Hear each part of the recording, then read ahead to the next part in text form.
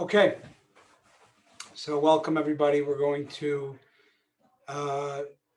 study tonight action and intention in Jewish spirituality.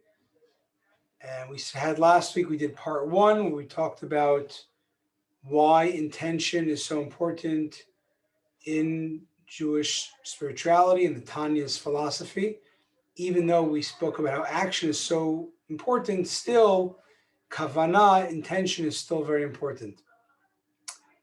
Tonight we're going to talk about how or where your intention actually changes the impact spiritually and emotionally of your mitzvot, of your actions. So,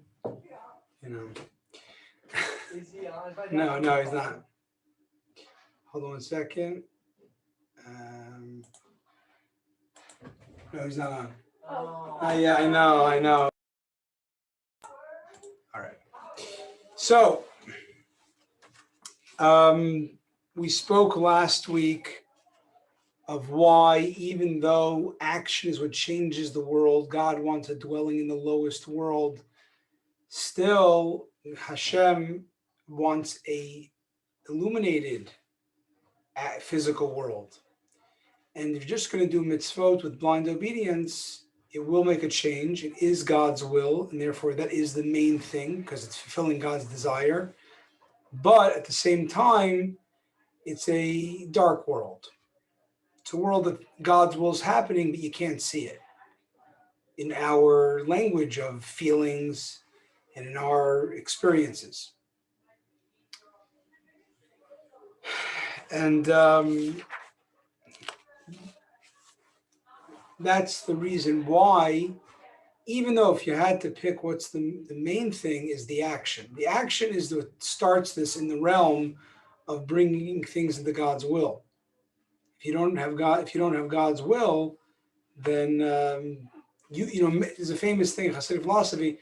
You cannot, on your own, a man is a finite being, cannot dictate how to bridge the gap to the infinite creator. Only Hashem can. That's what a mitzvah is. A mitzvah is a bridge that Hashem gives us the opportunity to do His will, the infinite creator. Okay.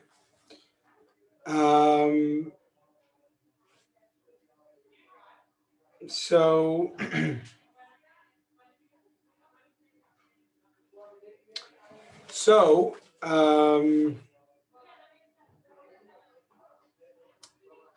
we said a line before. We said last week that from the Kabbalah, mitzvahs without kavanah, or a blessing or a prayer without kavanah, is like a body without a soul. And we said it doesn't mean that when you do a mitzvah without kavanah, and kavanah, as dictated by the Tanya, means your motivation behind doing this.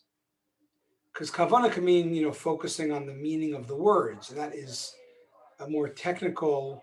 When you pray, you're focusing on what you're saying. That's doing the mitzvah properly. But when we say kavanah here, we mean a motivation that you're doing it. It's pushing. Why are you doing this mitzvah? Because that's what you know? That's what your parents told you? Or is a mitzvah, it's your culture? Ultimately, a mitzvah, ideally, you want to do it because of, it's a, what do you call it? It's a, you're motivated because this is the only way you can connect yourself to God. You appreciate and cherish God. You want to connect to that infinite creator who is the creator of all life and your life. And the mitzvah is the way you do it. So that's your motivation. I'm doing this mitzvah because that connects me to my creator.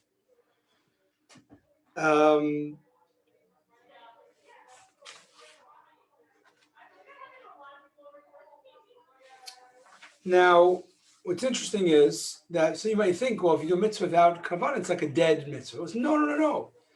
Even a body without a soul,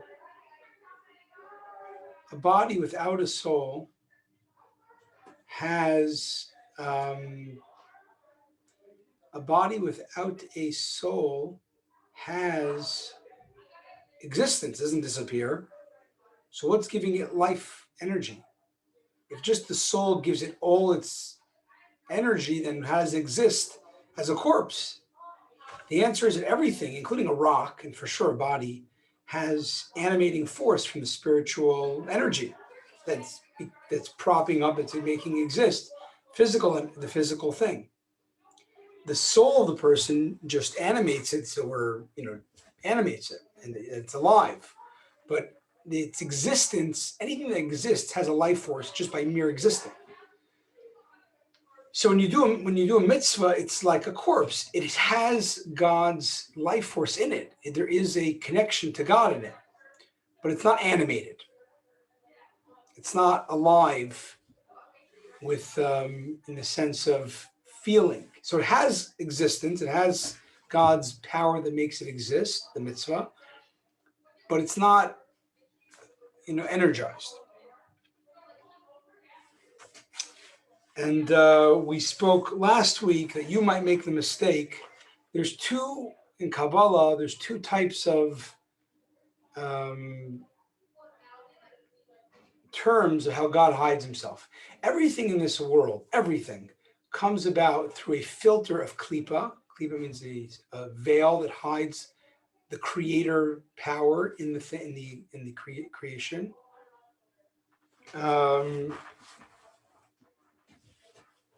Everything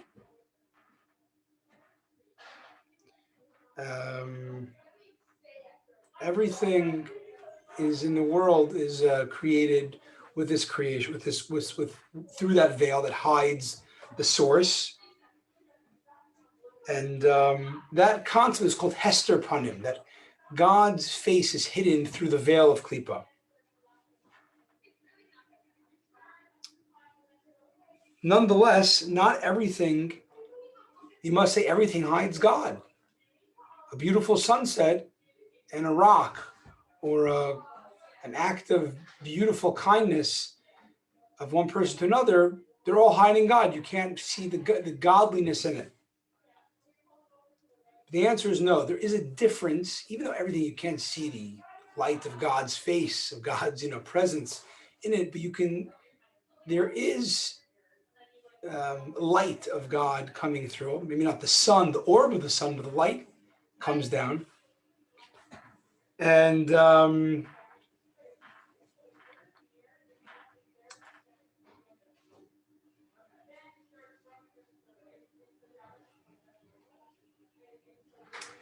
so where do we see this? So even though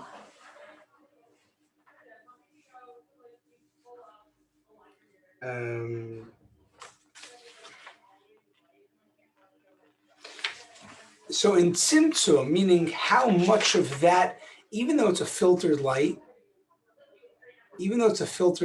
at the same time, it's going through a screen. So it's, let's say it's going through a red screen. So now it's the light, the sunlight is now red coming through. But imagine if then you block, half of that red screen, light filtering screen, you block it entirely, so nothing comes through. So you can't even see the changed light. And that's Tzimtzum, is the quantity of how much of any type of light of God is coming through. And that changes in different creations. A rock, you see it very little. You see the God energy, you don't see any energy. I mean, there is energy, but you don't see it. In the next creation kingdom, vegetation, you see in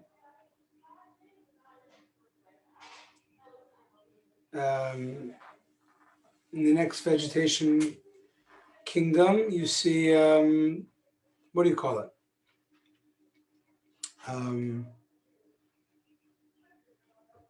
The next vegetation kingdom, in plants, you see more life. But again, you don't see it as animated like an animal, but you see life, you see growth. So there's more energy. Again, it's not God, but it is some life force, and you see more of it. So too in animals, even more. of a novelty, a live being. And then a human being, you see life and such, the ultimate intelligence and free will and morality in the human being. So although they all have energy that makes it alive, some of it displays more life force than others due to the tzimtzum, due to how much life force is coming into it. Everything is, of course, veiled, but even that veiled light, that veiled energy, there's differences. So now let's talk about how kavana brings your mitzvah to life. So again, there's 4 kingdoms. As the analogy, there's 4 kingdoms of creation. Inanimate, plant, animal, human. But if we had to break it down further, we could say there are really 2 categories. Inanimate and the animals are both stationary, and they're more just bodily, they're more physical. Yeah, the plant grows, but the main emphasis of what you experience with it is its physicality, its physical being. The other category is the animals and humans, where although they're physical beings, there's the main quality of it is that it's what do you call it? Is that they are they're alive, they're animated. So you have things that they're more soul, quality. Not a very spiritual, just that they're alive. And inanimate and plants are more body, much more diminished type of soul power. And animals and humans are much more soulful.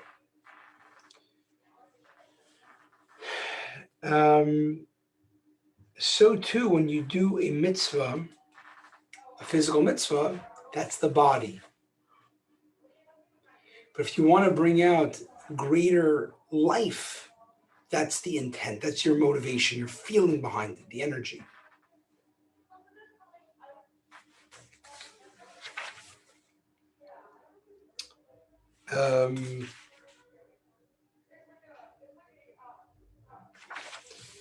And we spoke about that it's not that we're negating that action is key, it's that action is the start, is the main point, because that's God's will is to transform the physical world. But you want to do it, like, for example, a parable is given of a husband who's a big coffee guy, really into the coffee, the grinding, and the type of beans. And one day he's at the breakfast table moping, and his wife says, "What happened?"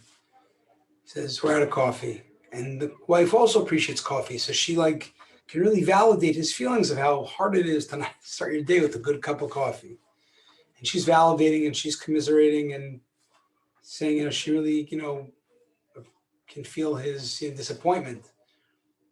Meanwhile, the teenage daughter hears this. She goes to Starbucks and gets some coffee and brings it home and gives it to her parents, to her father, who was the one who really wanted it. And the question is, who is fulfilling the will of the father more? The wife who's commiserating, or the daughter who gets him what he wants, although she doesn't appreciate coffee at all. She just gets him what he wants. So the answer is the will being fulfilled is touches deeper. It's not a perfect analogy, because in human beings, by us, our relationships, maybe the validation is more important. But for God, the infinite creator, his will, which is the action, is the main thing. The feelings, you really appreciate God's plan, you appreciate God's will. The kavanah, that is, if you have that alone, it's nothing. Good, that alone is nothing, because you're not even a connecting point. Your appreciation is not fully, it's finite, and therefore it doesn't connect. At the same time, if you have the mitzvah, then the kavanah is a big enhancer. Why? Because you really say, I'm doing this wholeheartedly and I'm really into it. You're putting your whole into it. You're giving your human quality, life force into it rather than just being a rote act, like an animal.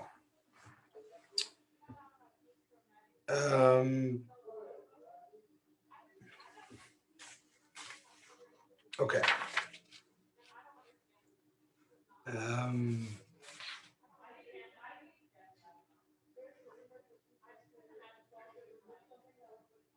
So therefore, you should know when you do a mitzvah, you're taking it from the lower kingdom, inanimate vegetative kingdom, of just an action, and you're bringing it up to, it's parallel to making it more like a live animal or a human being. As far as this mitzvah goes, the quality of animal of a human being is that they are full of life, full of energy, animation.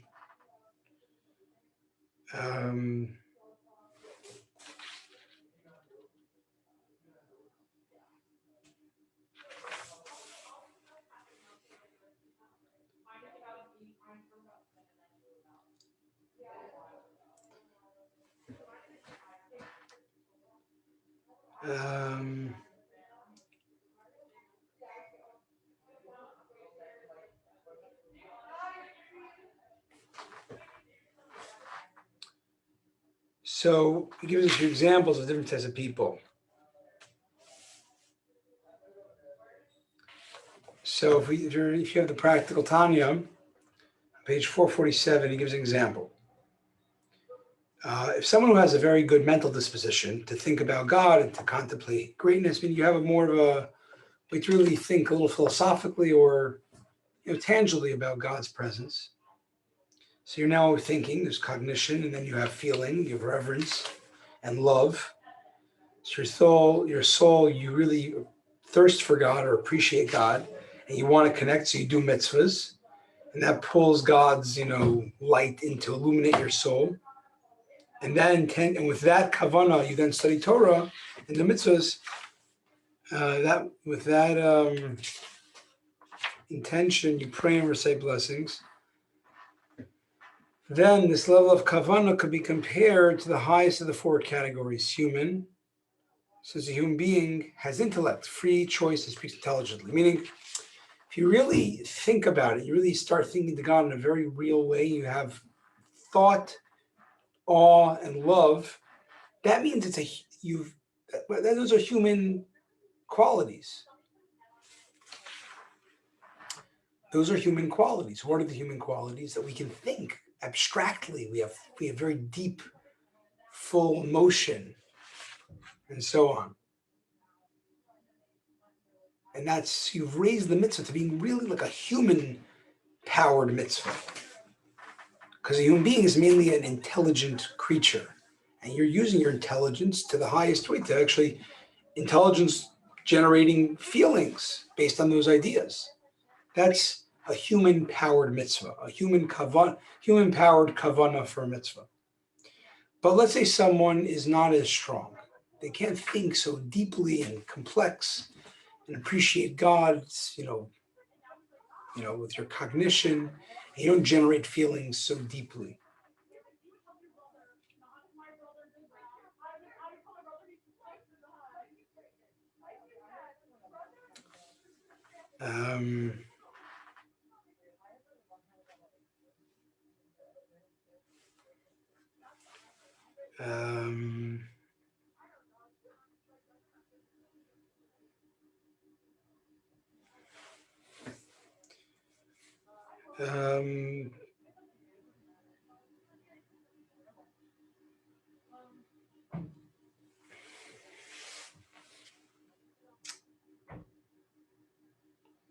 So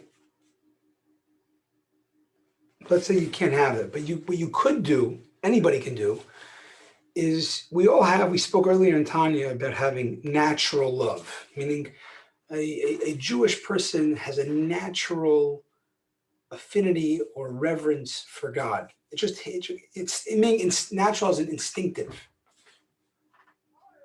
We don't always appreciate that, but that is what the Tanya, the Kabbalah tells us. So what you can do is you can generate enough meditation to not have this intellectual deep, love and awe, but at least a instinctive one that you have. And you bring out that hidden instinctive love in a tangent, through your thinking about it to some degree, it brings it out more so. And this, like you think about how much we talked about how Jews in history would give their life for Judaism, to not convert out of the faith, even if they weren't very knowledgeable, because every Jew had this instinctive love. So you can actually pray. You don't have to give your life for God to utilize. You can bring it out, that instinctive love, and do a mitzvah with it.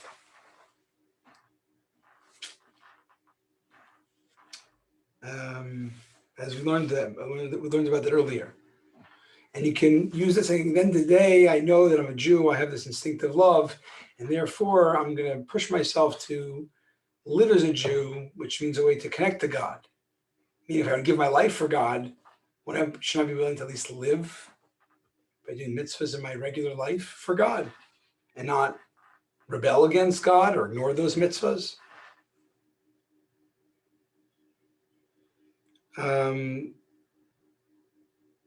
And when you can bring out that instinctive love, then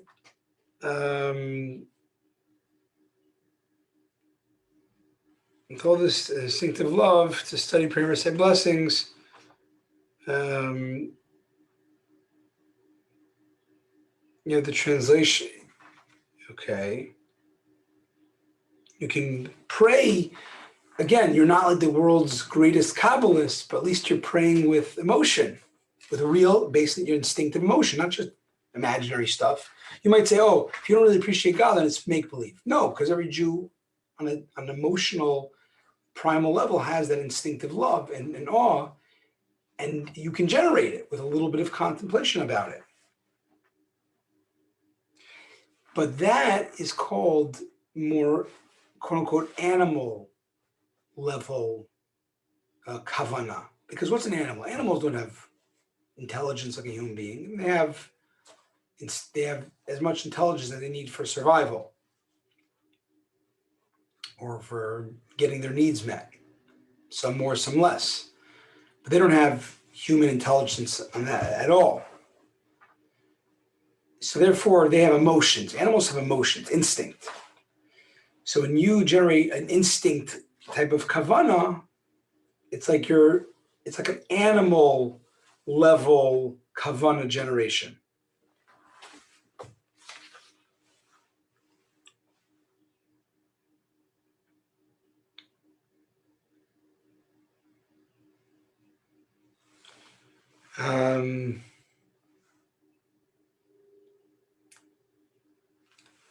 And it says we've inherited this natural love from the patriarchs and matriarchs.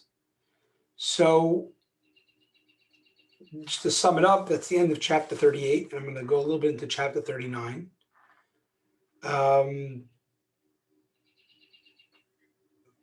How do you move your kavana?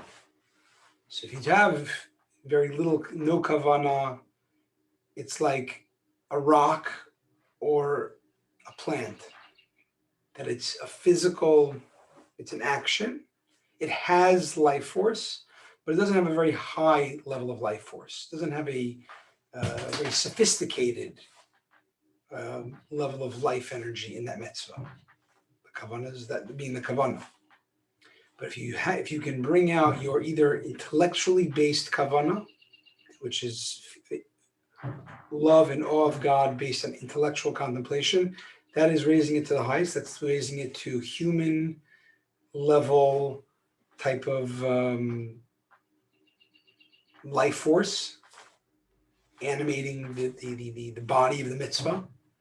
If you can't do that, at least bring out your instinctive feelings for God through some contemplation, and then you can at least be as we call in the animal kingdom level of life force, imbuing this mitzvah. So now in chapter 39,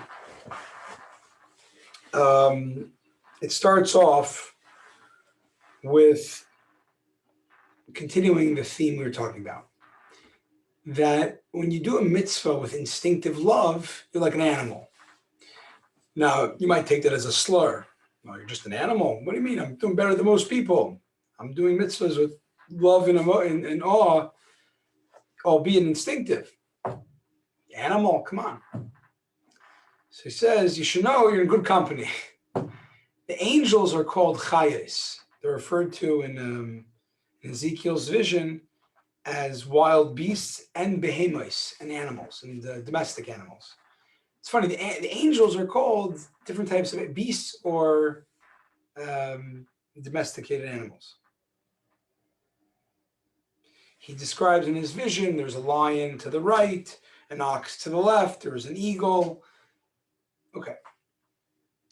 Why? Those are all metaphors. Why was those are angels by the heavenly throne? There's a lion and an ox representing the different heavenly angels that are praising God, which we speak many times. I mention angels, and people want to say, what's an angel?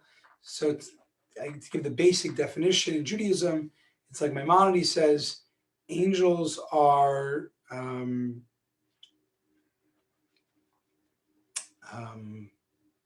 what do you call it? Angels are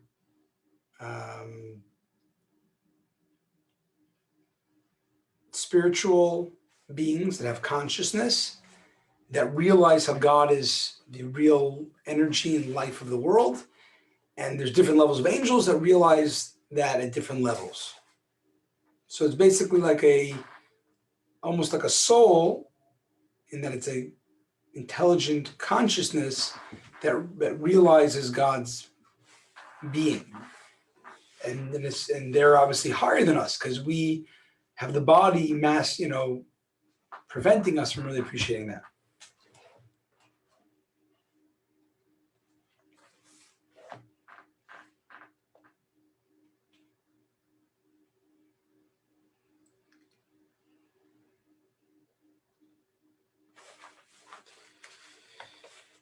So angels are called animals.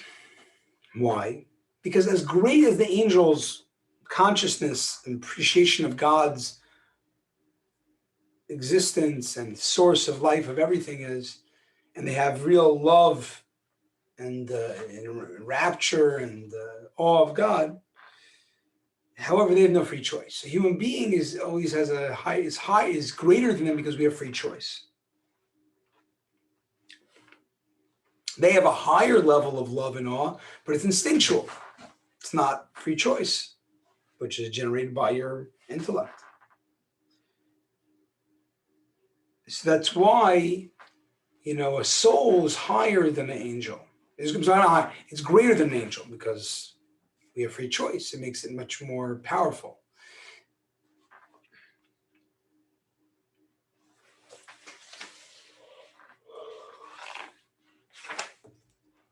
Okay. Which is why angels, it says whatever they have, that's their relation with God. It's consistent. They don't fluctuate. Human being is ups and downs. The angel knows a certain level of God, loves God on that level, has awe on that level forever. Static. The human being is much lower, but it grows. We grow with our ups and our downs.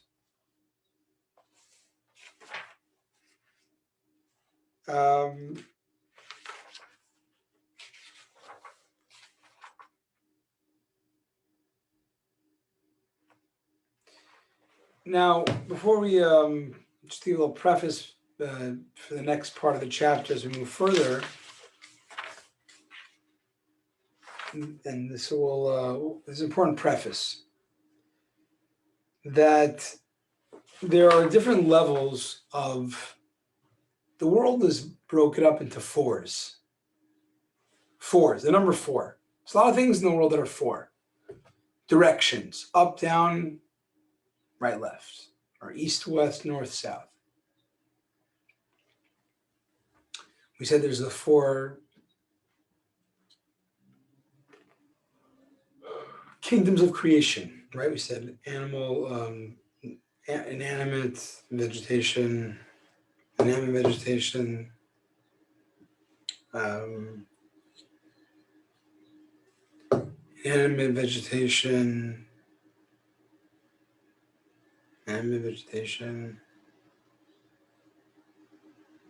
inanimate vegetation, animal and human.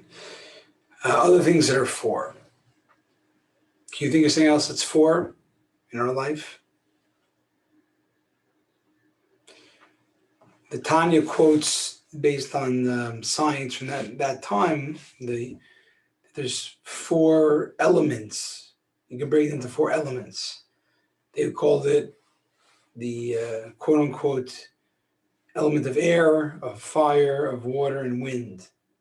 Wind, fire, water, and earth. This is not literally, what we call it, but it's the element, sort of like they say it might be connected to, matter, antimatter, and two other parts of molecular structure. So the world is created in fours.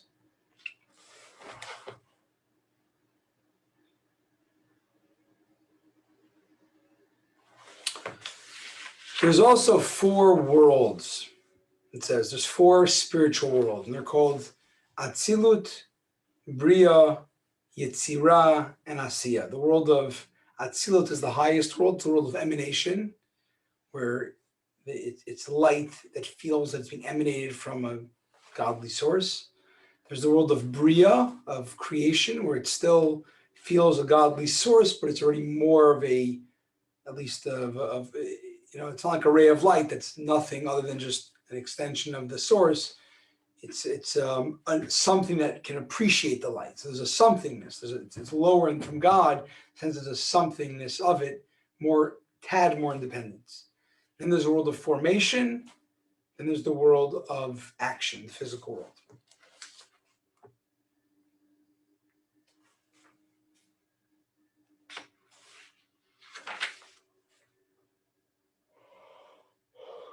Those worlds, another thing important to remember is that those worlds have different levels of knowledge.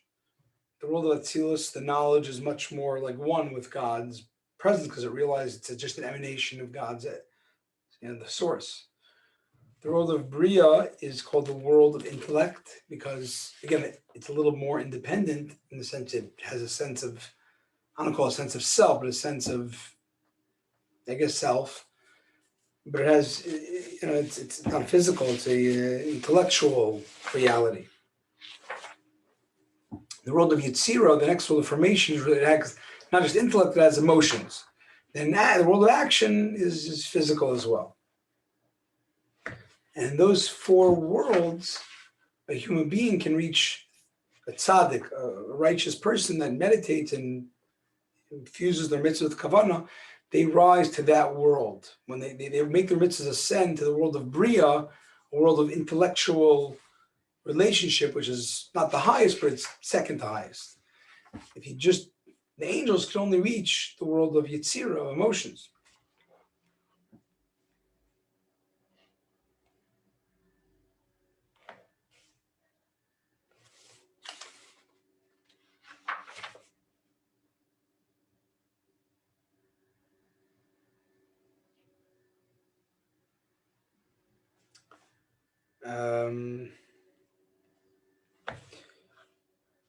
It talks about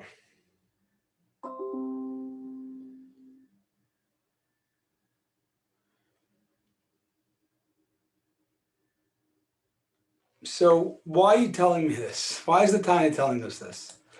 Are you a tzaddik? Am I a tzaddik? Tzaddik, they reach that world of Bria. They reach their actions are living or being animated by a much higher sense of reality, an intellectual comprehension of God and reality.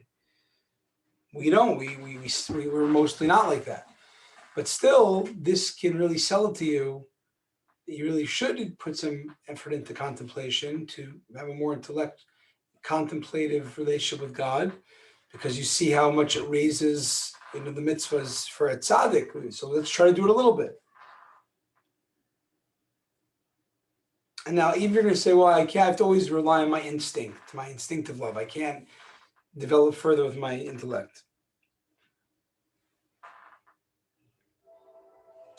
You can see here that even if you can't bring out the intellectual relationship, even your instinctive love for God, your instinctive love to be a Jew and to do mitzvahs is also very intense, like angels. Because the Tanya is not really talking about, the Tanya doesn't get into angels because it wants to show you some fancy spiritual stuff. The Tanya is talking to you about angels because to show you what's relevant that you can actually be better. So one, it tells you that a human being has the quality of intellect and free will is very, very powerful. And even the emotions can be very powerful. They also can reach to a very high level.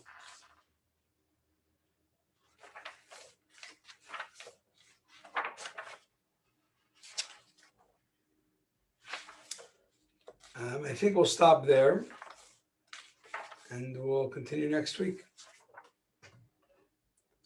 Any questions? Have a very good evening and have a wonderful Shavuos. May you receive the Torah with happiness and inwardness and with infusedness. All the best.